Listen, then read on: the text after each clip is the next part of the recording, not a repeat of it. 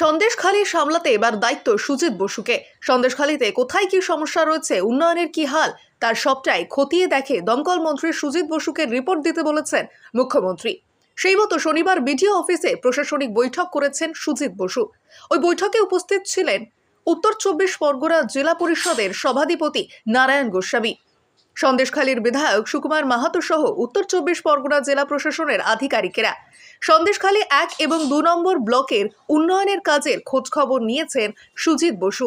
জানুয়ারি মাস থেকে খবরের শিরোনামে ছিল সন্দেশখালী। তৃণমূল নেতা শেখ শাহজাহানের বাড়িতে ইডি অভিযান ঘিরে তপ্ত হয়ে ওঠে দ্বীপ এলাকা।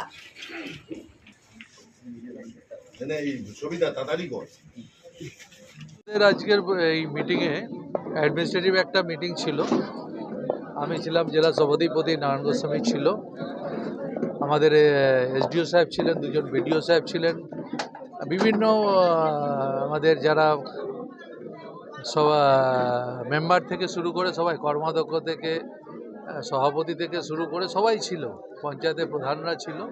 মূলত ডেভেলপমেন্টের একটা মিটিং ছিল। কাজ কত, যে কাজগুলো আমাদের প্ল্যানিংগুলো যেগুলো ছিল, সেই প্ল্যানিংগুলো কতটা কি কাজ হয়েছে, কোন স্কিমে কতটা কাজ হয়েছে, সেগুলো নিয়ে পর্যালোচনা হলো। আর মাননীয় মুখ্যমন্ত্রীর নির্দেশেই আজকে আমরা সন্দেশখালীতে এসেছি। ডেভেলপমেন্টের কাজগুলো যাতে আরও দ্রুততার সাথে করা যায়, স্বচ্ছতার সঙ্গে দ্রুততার সঙ্গে কাজ করতে বলছেন। সেই জন্যে মাননীয় সুজিত বসু আমাদের মন্ত্রী এবং আমাকে সভাপতি হিসেবে দায়িত্ব দিয়েছেন। আমরা এমএলএ সহ জনপ্রতিনিধি, সরকারি অফিসার, এসডিও বিডিও সবাইকে রেখে রিভিউ করলাম।